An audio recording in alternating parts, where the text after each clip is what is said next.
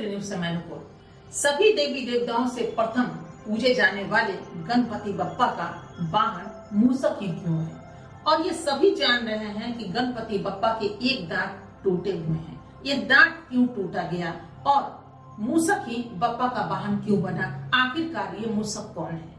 तो हम आपको जानकारी के आधार पे बता देते हैं। बहुत कम लोग ये जानते हैं कि इस मूषक का नाम डिंग है, और ये डिंग गजमुख नाम का एक असुर राजा था। और ये राजा जो था वो अपनी भक्ति में यानी शंकर भगवान के भक्ति में लीन हो गया और बरसों पूजा अर्चना की, और शंकर भगवान इनकी भक्ति से प्रसन्न होकर के मन मांगी मुरादें दे दी। उस मुराद में एक मुराद था कि हम मृत्यु पे विजय पा ले और किसी भी अस्त्र का प्रहार का असर हम पे ना पड़े। शंकर भगवान ने तो उन्हें वरदान दे दिया। वरदान लेकर के वह असुर गजानन बहुत खुश हो गया और वो इधर उधर विचरने लगा और लोगों पर अत्याचार वहीं से शुरू हो गया। और अत्याचार की सीमा इतने बढ़ गई कि वो देवताओं पर भी अत्याचार करना शुरू किए। अगर बचे हुए तो मात्र ब्रह्मा, विष्णु और महेश और ये गणपति बप्पा, ये चार बच गए। बाकी जितने देवता थे वो बहुत परेशान होकर के एक दिन इनके पास आए और बोले, ब्रह्मा, विष्णु, महेश भगवान, हमको ये असुर जो है गजानन बहुत परेशान कर रहा है, आप इस परेशानी से हमें बचा लीजिए।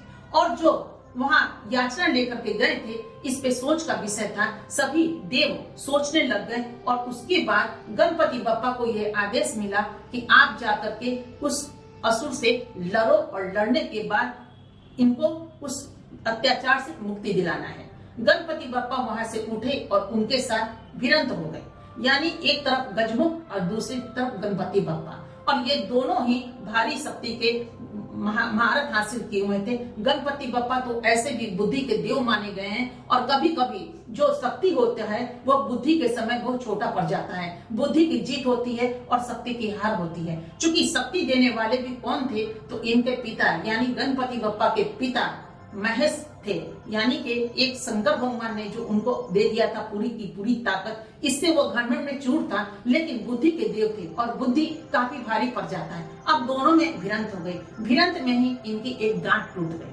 और जब दांत टूट गई गणपति बप्पा का, तो इनका आक्रोश का सीमा ना रहा। उस दांत को पकड़ के और इनके तरफ जब प्रहार करने को भागे, तो बात था किसी अस्त्र से प्रहार न हो, तो वो क्या किया कि इनकी दांत से प्रहार न हो, इसलिए वो चूहा बन गए। और चूहा बन करके जो भागना शुरू हुआ, बस गणपति बप्पा उसको पकड़ लिए, और जब पकड़ लिए तो पकड़ा गया। उसके बाद गणपति बप्पा तो ऐसे भी उन्हें दयालु माना गया है। उसके बाद उन्होंने कहा उस असुर से, गजानन से, कि जो भी वरदान मांगना है तुम मांग लो, हम तुम्हें देने को तैयार है, लेकिन देवताओं को परेशान मत करो। लेकिन गजानन गजमुख कहाँ मानने वाला था। गजमुख जो था बहुत ही घमंडी किस्म का राजा था, और ये असुर था। असुर के अंदर ममता कहाँ से आता। उन्होंने कहा, मैं क्यों वरदान मांगू आपसे, मांगना है तो आप हमसे वरदान मांग लीजिए, हम आपको वरदान दे देंगे।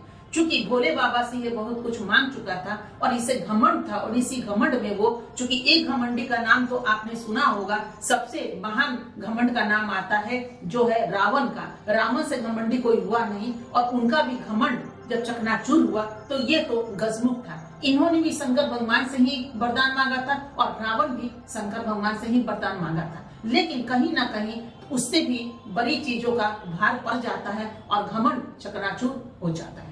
अब गजमुख जो था वो गणपति बप्पा को कहते हैं कि नहीं, मांगना है आप मांगो, हम आपसे क्यों मांगे। तो गणपति बप्पा तो ऐसे भी बुद्धि के देव, उन्होंने कहा ठीक है, हम जो मांगेंगे अपने वचन पे आप कायम रहेंगे, आप मुझे वो चीज देंगे। उन्होंने कहा हाँ मांगिए, हम आपको देंगे। तो गणपति बप्पा ने कहा कि आप हमारा वाहन बन जाइए, और वाहन बन जाइए, हम आपसे ये वचन मांगते हैं। उसने कहा तथा अस्तु। जैसे उनका तथा अस्तु बोलना था, गणपति बप्पा उस पे सवार हो गए। अब जब सवार हो गए तो गणपति के भार से वो बिल्कुल दब गया और वो कचमचाने लगा, और उसके बाद उसके मन से आह निकला और बोले, बप्पा मुझे बचा लीजिए। और उसका घमंड वही चकनाचूर हुआ जब देखा कि अब तो यहीं पे मेरी मृत्यु सुनिश्चित है, इससे अच्छा है कि हम झुक जाएं। और कहते हैं कि अलग होने से, मरने से या कुछ अन्य होने से अच्छा है झुक जाना जहाँ अपनी गलती हो।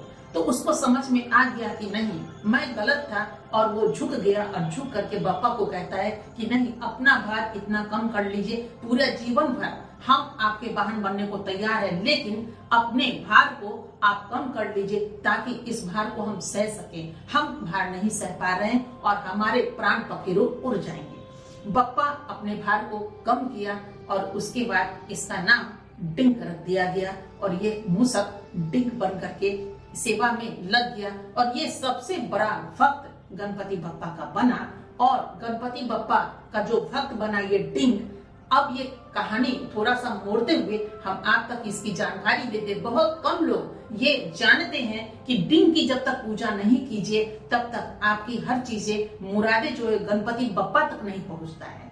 तो हमने कई जगह मंदिर में बहुत जगह आना जाना हुआ भारतवर्ष में, और भारतवर्ष के बाहर भी हम गए हैं जहाँ गणपति बप्पा का मंदिर में दर्शन किए और हर जानकारी प्राप्त की। लेकिन ये जानकारी बहुत कम जगह आपको मिल पाएगा जहां मूसक के कान में ही अपनी बातों को आप बोलेंगे और उनके कान में जब अपनी मुरादों को आप बोलेंगे तो वो सीधा का सीधा दस्तक पड़ता है गणपति बप्पा तक और आपकी मन की मुरादें पूरी होती है। तो हम आप तक बस यही पहुंचाना चाह रहे थे कि अगर आपके मन में कुछ भी ऐसा है जो आप गणपति बप्पा से मांगने चाहते हैं तो कृपया कर उस मूसक जो डिंक है, जो कि कहीं न कहीं से होकर रास्ता गुजरता है और हम उस रास्ते से अगर गुजरे तो वो शॉर्टकट पड़ेगा, और शॉर्टकट जब पड़ेगा तो डिंक के कान में अगर आप कुछ कहेंगे तो वो सीधे दस्तक पर जाएगा गणपति बप्पा तक और आपकी मन की मुरादें पूरी हो जाएगी। और डिंक को भी श्रीफल बहुत पसंद है और गणपति बप्पा को भी श्रीफल बहुत पसंद है।